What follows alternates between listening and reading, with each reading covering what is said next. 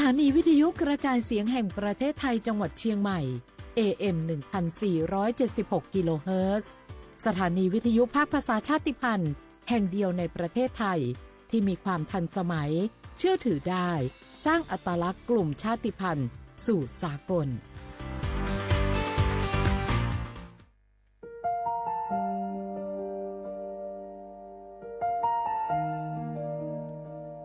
ขอน้อมเกล้าถวายอาลัยสมเด็จพระพันปีหลวงพระแม่แห่งแผ่นดินผู้ทรงเมตตาเหนือเกล้าขอพระองค์เสด็จสู่สวรรคาลัยข้าพระพุทธเจ้าข้าราชการและเจ้าหน้าที่สถานีวิทยุกระจายเสียงแห่งประเทศไทยจังหวัดเชียงใหม่กรมประชาสัมพันธ์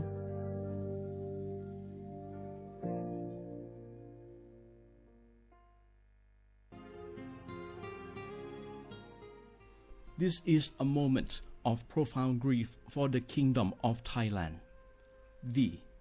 collective voices of Radio Thailand Chiang Mai join the Thai nation in mourning the passing of our beloved Queen Martha, Her Majesty Queen Sirikit. Her life was a testament to the unwavering service, grace, and deep love for the Thai people. Our humble condolences and thoughts are with His Majesty the King, the royal family, and all the Thai people during this deeply sorrowful time. We will remember her forever.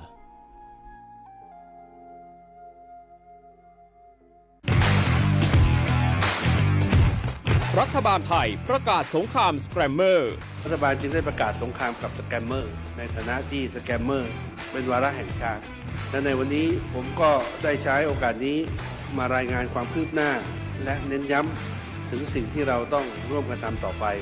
รัฐบาลได้จัดตั้งคณะกรรมการอำนวยการป้องกันและปราบปรามอาชญากรรมทางเทคโนโลยีขึ้นมาโดยมีผมเป็นประธานด้วยตนเองเพื่อให้ทุกหน่วยงานทำงานไปในทิศทางเดียวกันเราได้มีการลงนามบันทึกความเข้าใจระหว่าง 15 หน่วยงานหลักทั้งภาครัฐและภาคเอกชนตลอดจนสถาบันการเงินเพื่ออุดช่องโหว่ทางการเงินและตัดเส้นทางเงินของกระบวนการอาชญากรรมเหล่านี้สิ้นซากพบเห็นพฤติกรรมเข้าข่ายเป็นมิจฉาชีพแจ้งสายด่วน AOC 1441หรือ www.thaipoliceonline.com รวมพลังคนไทยต้านภัยสแกมเมอร์นายอนุทินชาญวีรกูลนายกรัฐมนตรี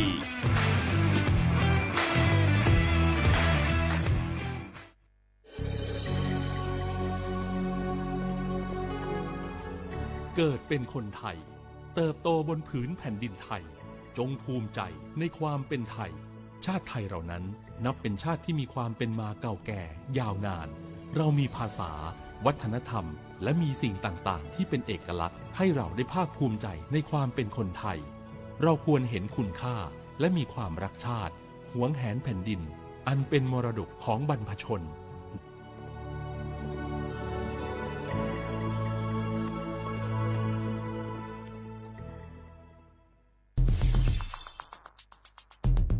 แค่3 ปีความเสียหายจากอาชญากรรมไซเบอร์ของคนไทยพุ่งทะลุถึง 94,000 ล้านบาทหรือเฉลี่ยปีละ 30,000 ล้านบาททุก1 ชั่วโมงเราเสียเงินกว่า 3.4 ล้านบาทให้กับมิจฉาชีพออนไลน์โจรไม่เห็นใจคนอาชีพไหนอายุเท่าไหร่สถานะทางการเงินแบบใดหมอพ่อค้านักธุรกิจนักเรียนแม่บ้านข้าราชการเกษียณทุกคนตกเป็นเหยื่อได้เสมอและวันหนึ่งอาจเป็นคุณหรือคนที่คุณรักเพราะจุดอ่อนร่วมของเหยื่อคือความเร่งรีบขาดสติหรือแม้แต่บางครั้งก็เกิดความโลภจนเกินไปอย่าปล่อยให้การกดคลิกเดียวลิงก์เดียวทำให้โจรยิ้มกว้างวันนี้ถึงเวลาแล้วที่คนไทยทุกคนจะต้องร่วมมือกันสร้างภูมิคุ้มกันอาชญากรรมไซเบอร์ช่วยกันหยุดก่อนที่ภัยไซเบอร์จะทำให้คนที่คุณรักและตัวคุณเองกลายเป็นเหยื่อ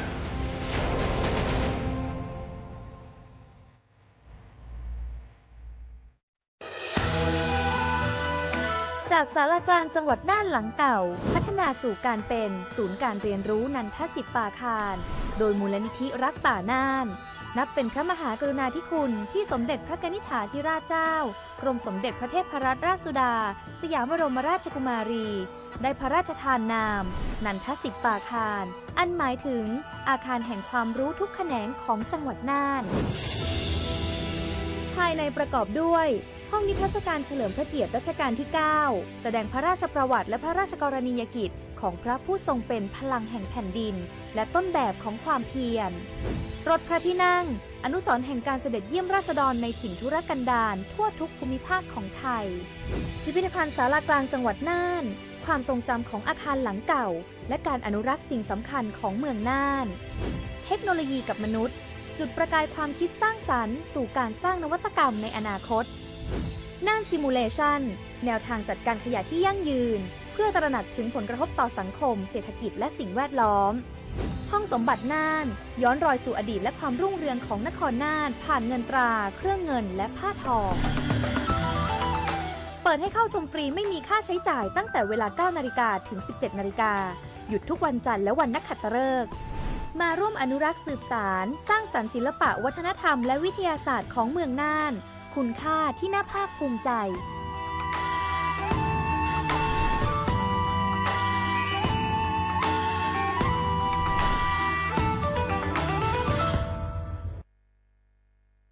นี่รู้กันไหมสิทธิบัตรทองหรือบัตร30 บาทเป็นสิทธิหลักประกันสุขภาพตามกฎหมายที่ช่วยคุ้มครองคนไทยทุกคนให้เข้าถึงบริการสุขภาพที่จำเป็นโดยไม่ต้องเสียค่าใช้จ่ายเลยนะครอบคลุมทั้งการรักษาพยาบาลการป้องกันโรคการฟื้นฟูสมรรถภาพทางการแพทย์เรียกว่าช่วยให้คนไทยอุ่นใจกันเลยทีเดียวสอบถามเพิ่มเติมสายด่วนสปสช1330ทุกครั้งที่ใช้สิทธิบัตรทองหรือบัตร30 บาทอย่าลืมพกบัตรประชาชนเพื่อยืนยันการใช้สิทธิไม่ว่าจะไปรักษารับบริการป้องกันโรคหรือบริการอื่นๆสำหรับเด็กเล็กที่ยังไม่มีบัตรประชาชนใช้ใบเกิดแสดงคู่กับบัตรประชาชนของผู้ปกครองง่ายสะดวกรักษาได้ทันทีสอบถามเพิ่มเติมได้ที่สายด่วนสปสช1330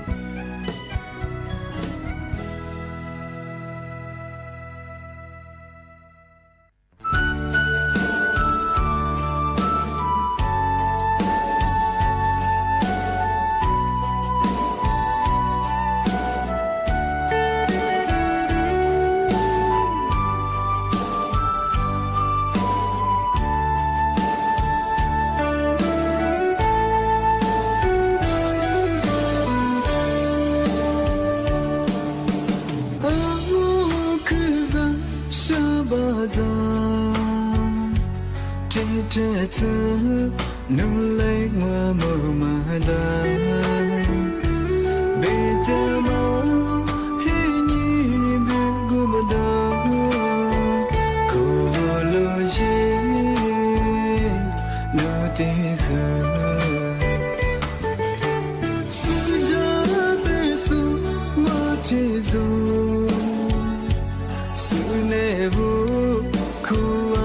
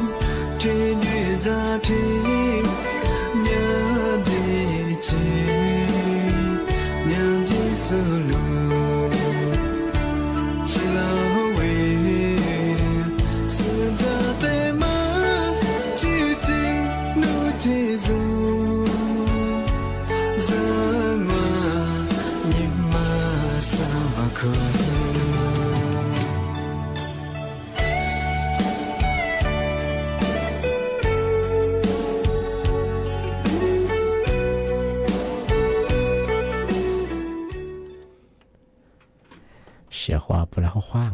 อำซาหนีโมเกิดขว้างยิงสามโมวันลิสุงโดดสุดแต่ขว้าไปแล้วสักสิบปีหนีโมขว้างยิงสามโมตัวสิงหาได้ไปเลยหนีโมขว้างยิงหนีโมเกิดไปเรียกว่าสถานการณ์ว่าชายแดนกัมพูชาตะปูเหอเจอฟอร์บยาแถลงข่าวยังพูดทะเลสัญญาว่าที่เชื่อฟอร์สิงหาได้ไปเหยาแถลงข่าวยังมาเหหนักกันยังไงหนีโมเกิดกับผู้ยังมังวันลิสุงที่เดงมาสาริยาแถลงข่าวมาเคยเตรียมติดเจอมาไงมาเคยจะสถานการณ์ดีขึ้นไปยังเคยลิสูญาตัวที่หนีมัวตัวดูดเล่านี่ไม่ถึงยังว่ามันยังลิสูบางไปยังเคยสติหาลีนี่นี่ไม่ถึงมาคือหลุยยุคนี่ตัวนี่จังหวะโคบีท้ายบ้าเคยซึ่งหานี่จะสั่นยังนี่ไม่ถึงมาคือหลุยเดี๋ยวไปยังลิสูบาเหงคือพารักกันada bang ngomong yang ni me lisu ngomประกาศกุบะทาสถานีวิทยุกระจายเสียงแห่งประเทศไทยจังหวัดเชียงใหม่ว่าดูจ้างลิสุงดมางงยังเฮยเวลางานในยาโฉมขวัญจิโมติขวาโดที่มูลงมันยังเฮยหนีมขวัญสามโมที่ดูอย่างยี่ครึ่งความเถียงบ่เฮวิทยุยังเฮที่ตัวลิฮาสิสืโฉคือกว่าโจญาดูละอาทิตย์ยังกว่ายี่ระบบยา AM อาทิตย์ถ้าว่าระบบไลฟ์สดจงFacebook เพจไปเฮสวทเชียงใหม่ AM 1476กิโลเฮิรตซ์อาทิตย์บ้างมันยังไงนี่มีถึงเราเคยหาว่าช่วยทำมาแต่ปีมากเลยทีเดียวสื่อจึงช่างที่ช่วงปีใหม่โง่มันยังคือซาสึถิ่นยังซึ่งยังซาสึถิ่นยังคนยังคือน่าเหียถิ่นถิ่นยังจังซาสึถิ่นยังที่ยังถิ่นยังคือช่วงปีใหม่โง่ไม่เคยได้กรงอุทยานแห่งชาติสัปปะอันนี้คือพันธุ์พืชไงทำให้ยาเลสโซที่เรียกเกี่ยวกับช่วงปีใหม่จังไงที่ญี่ปุ่นอยู่ตรงนี้ชุดกูขอรังไงที่สิ้นปีรังไงมาช่วงไงปีว่าวันที่ช่วงปีใหม่งูไม่ยังไงเอาว่าอุทยานแห่งชาติไงมันก็จะว่าส่วนพุทธศาสตร์เงาะที่สวีเมียหรืออุทยานที่เกี่ยวกับพันธุ์ยังไม่คือยายืดดิบเฟยืดดิบเฟคือมาโกบรังปีว่านุโลแต่เดียคือเบื่อมาชิบังกันมาคือเอาทำมิโซมิซาเลงปีว่าโซชาวต่างชาติโซงงเป็นยังไงเอาทำมิโซลาสมกันไปคือทำมาบัวเฉียงเอามาสัญญากรุงทยาแห่งชาติกว่ายาเลโซของความปีใหม่กันมาคือเอาทำมิโซได้กองอาทิตย์แรกก็ไม่ยากเฉพาะเอาที่ช่วงสิ้นปีเอามา เขตอุทยานแห่งชาติไงที่สวนพฤกษศาสตร์ก็ซีวิเมียมแบที่เขตอุทยานเพราะว่าพักกับเบก็คือยี่ค่าประตูงอยี่ดิบคือเบอร์มาเชบุรงาแต่มาปีมาสุดจริงช่างงาวันที่30 ปีคนยิงวันที่1 มกราคมที่ถึงมาโง่ไม่ยัดมายาสำนักงานตำรวจท่องเที่ยวถึงมาแจ้งเตือนฝรั่งวันที่ช่วงสิ้นปีก็คือกับเบกับก็มาคือเมียงอะไรบ้างว่าจอนที่พัดเนี่ยมาคือเนี่ยคืออัติยามาจำมาเบิกก็แต่คืออัตยาข้อมูลที่พัดมาคือกับกูยิงกับเชื่อบ้านงานทำมาก็เราคือตัวคนยาปีมาประกาศแจ้งเตือนยังสิบุรุษที่บ้านมันเนี่ยคือที่ช่วงสิ้นปีก็มาคือกลุ่มไม่ชาชีไงหลักสมคาสนุนมาคือว่าพอว่ายี่เพจไงFacebook ยี่เพจไปที่ต่อมไปที่ชื่อโดยออนไลน์เขายังไงยาชาเนี่ยว่าที่พาทางที่ชื่อราคายี่ฟิลคือผียี่ที่เลยยี่โปรโมชั่นของตัวสิงห์เราว่าจองจะมาตัวสิงห์ที่บ้านของมันยังชอบงานเป็นว่าโนอะไรกว่ากับเบียร์งานโนอิตาโกที่พาโรงแรมโฮสที่เอาแก้ห้ามแบงโฮเทลหรือว่าเอาที่โรงแรมไงเอาที่โฮสเตลที่สิเพราะชายยังงงเป็นยังไงถ้ากูจะพูดว่าไงมันก็คือร้านอาหารหรือว่าเอาว่าอิมัดจางไงมาเบิกก็แต่คือแต่กับกูยิงกับเชื่อบ้างสิพูดว่าคือแบบที่ไงทำมาใส่ยาไม่ใช่ชื่อว่าคือฟิบุยปอชายิงกว่าโซโรงแรมว่าโซอิตาโกดิชิบิลูกพาแต่ละอย่างคือที่ลีโฆษณาเนี่ยมาตัวชิงไงที่บ้านผมกับเบสมันจะคือยี่ผีๆยี่เบ้มาคือเบียร์ไปคือว่ายิ่งจอยี่กันเนี่ยมาคือมาจำเบื่อมาคือโจงกันเนี่ยแบบยี่เจอแบบคือยี่เป็นละว่าเห็นยี่เป็นละแบบคือเอาเจ็บแบบคือเอาติดต่อยี่คือติดต่อนาวช่วงงานแต่ว่ายี่ห้องจอทำงานที่เป็นคือที่ช่วงสิ้นปีก็คือกับเบสมีผู้รู้ยากกลุ่มไม่ใช่ชื่อว่าคือยี่เพนแบบฟิบุมแบงที่ชื่อชานี่คือรับจองที่ไพ่มาคือจ้างมาคือที่เนี่ยเรามาละวันยังปีข้อนูที่พัฒนาประจอมเป็นไงยี่โรงแรมยี่โฮสเทลมาสุดๆจะมาคือว่าเว็บไซต์ว่ายี่ที่ก็กุยนั่งก็ตัวสอยนั่งจะมาแจ้งเตือนยังมาคือแต่สมัยช่วงที่ช่วงสิ้นปีก็คือกลุ่มไม่ใช่คิดว่าคือมียังแต่มาคือแจ้งเตือนฝรั่งมันก็เนี่ยเอายี่ข้อมูลมาตรวจสอบยี่เป็นไงที่ผ่านมายี่ผีๆยี่เป็นยังคืองอเบื่อมาคือจงจะวิดีโอจบแล้วก็เสียมาใจบ้างจะบอกว่าเป็นยังไงสุดท้ายแบบมาใจไปเถอะยิ่จะไปยี่ตากูมันจงทุ่มมึงไงถึงมาคือถึงมาแต่ปีมาช่างง่ายที่ถึงมาก็มันยังคือมันสั่งว่ามันยังสุดยอดกลุ่มวิชาชีพมาคือกลุ่มวิชาชีพมาสู่มาสั่งปูมาอยู่พวกไงสุขฝืนยังสุปูแต่เนี่ยเราแฉจามาจะยังไงที่ยังกว่าร้านทองนี่ยี่ปูยังไงมันใส่เห็นว่ากลุ่มที่ใช้ชื่อว่าปูอยู่มาช่วยเราจะยังไงปูมาอยู่เฮ้ยนี่น่าที่แรกก็น่าเฉยจะยังไงผมก็อยากก็มาเชื่อว่าเราโทรว่าลบผ้าว่าคือลบผ้ามันไงสิวนื้อใช่ไหมส่วนนี้เราทุกวันนู้นบอกว่าเราเป็นยังไงอีเราว่าเกิดไปไงนู้มาชิกเกิดว่ายาอ้วเป็นยังไงไปเฮยในรายค่าทันเนี่ยคือยี่อุบฝือหัวตู้แบหัวเฮียแบอุ้ยจะมาเฮยก็เถอะอุ้ยฝรั่งบ้านเนี่ยอุ้ยฝรั่งอ้วเป็นยังมาดูยังไงอันนี้แบบฝรั่งส่วนใหญ่ก็ตัวยังเขาฟูบ่าวว่าใช่ป่ะไงโอ้ยยี่แสนสมุยล้านสมุยไงยี่ค่าทันเนี่ยยี่อุบฝือที่ยี่ตัวสัตว์ตัวยี่ชิบก็เป็นไงยี่ตัวยี่อ้วสิไงอ้วไปเฮยเด้สุดท้ายแบบนายยังแบบอาจจะจะตัวอ้วฝรั่งงานไปเถอะที่ตัวที่ตัวเสด็จวันนี้สมองฝรั่งเดสุดท้ายไปเดินนั่นแหละสุดท้ายก็เดี๋ยวเดี๋ยวมันยากลุ่มไม่ใช่เฮียโซปูอยู่มาชิวรงไงโซนั่นแหละที่เกิดน้ำเป็นไงที่เราโชว์ว่าอะไรหอลูกผ้ามังสิคนนึกเชื่อมังอยู่ตรงมังที่ข้อยังจะของเอามาใส่เห็นนี่ก็คือกลุ่มวิชาชีพก็คืออันนั้นถาแต่ละฝรั่งปูแต่ละเนี่ยฝรั่งที่ชิมาโจ้บุรงไงเนี่ยทุกฝรั่งเนี่ยพวกนี้สักเคยช่วยนั่นที่แหละ就咱们说我们和是的也行哎，ที่คนยังเขามาสบายถึงนี้ก็ถึงคือประชาชนเราชอบไปไงมาสู้ๆคือมีงานที่คนยาสำนักงานตำรวจแห่งชาติถึงนี้ก็ถึงได้ประกาศปีมาแจ้งตัวยังงานมาคือจำโมงมาสบายกลุ่มวิชาชีพคือว่าเจ้าหน้าที่ธนาคารโรงงานเจ้าหน้าที่หน่วยงานภาคเอกชนภาครัฐเป็นอย่างคือในรายข้อมูล เดี๋ยวลางอันนี้น่ากว่ายี่แอปพลิเคชันมันติดตั้งเจ้าธนาคารเป็นยังกูมันเป็นยังไงแล้วบ่เหรอบ่เหรอถ้ายา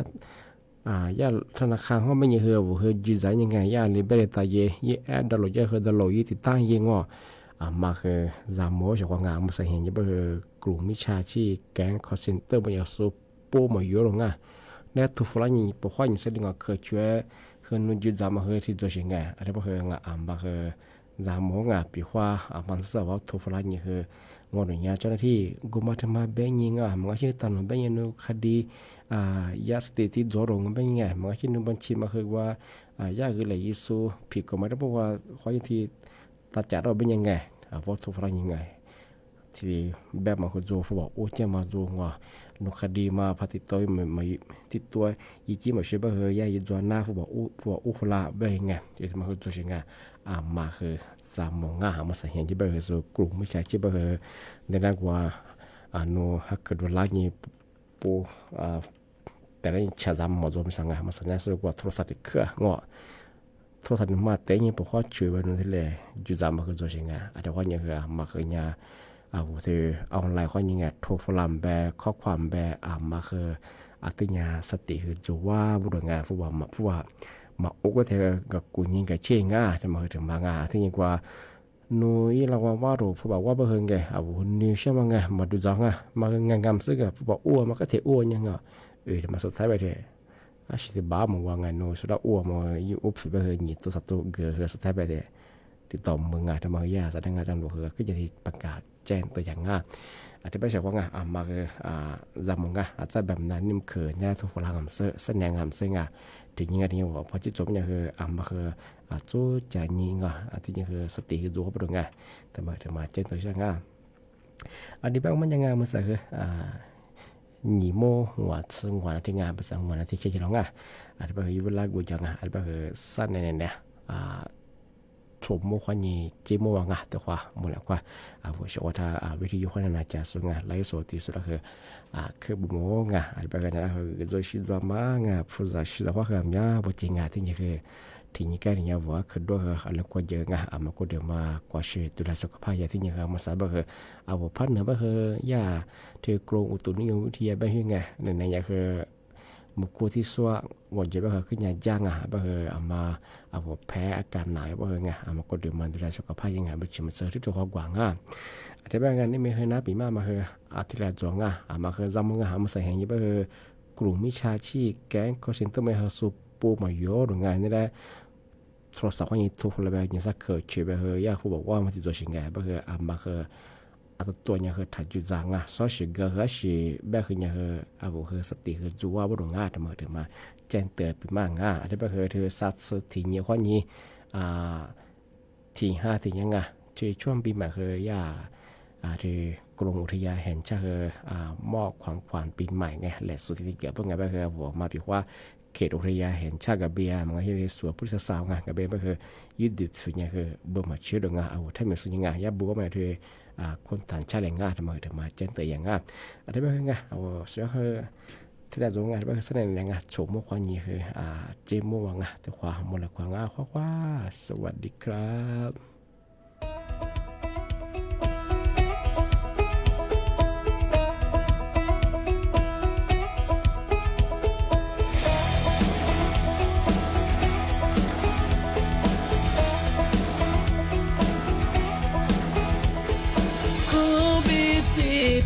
กูโชนะฮาบิติโนฮาโชนะโซลิโซเธอโคเชปิโลโคเชปิลาฮันยีวา否则是这可以呢否则的爱可是的路不听你那话表情，要夸自卑阿爸母希望，那片那密码做那，不再选择点么样，怎么做你陪我，哈不你比来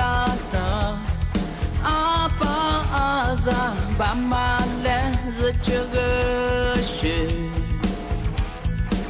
花让我日日娘娘马姐姐不说莫说阿下来走这个的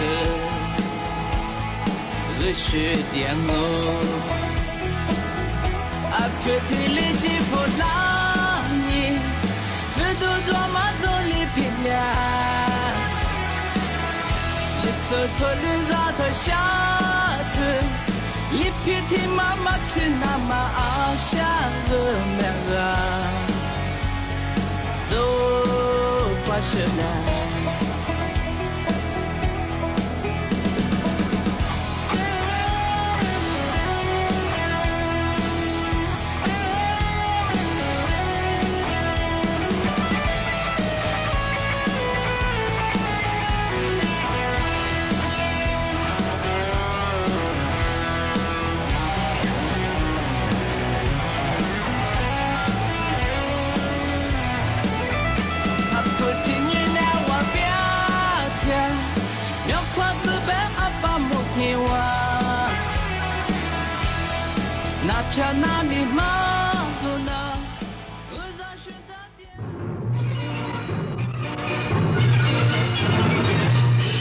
สถานีวิทยุกระจายเสียงแห่งประเทศไทยและเครือข่ายทั่วประเทศเสนอข่าวต้นชั่วโมงรู้เร็วรู้จริงเกาะติดทุกสถานการณ์